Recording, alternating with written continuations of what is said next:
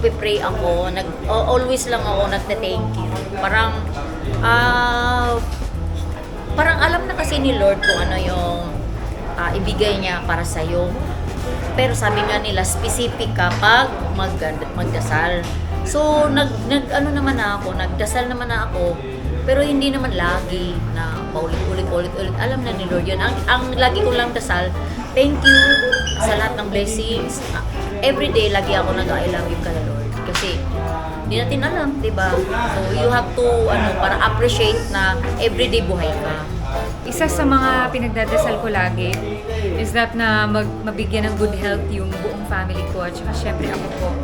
And syempre yung anak ko sana makapag-graduate. Ayan. So yan po yung aking prayer reveal.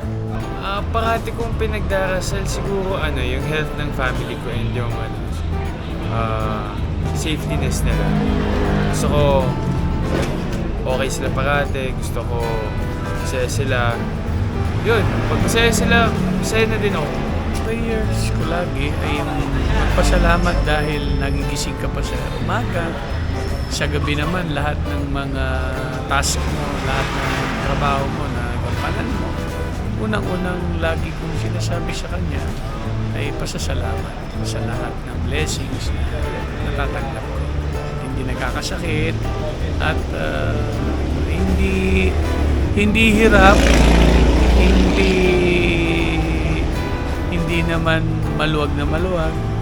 Sapat lang. Siguro talagang yun ang binibigay ni Lord para lahat ng bagay matutunan para pagdating ng panahon, alam niya yung lakas mo.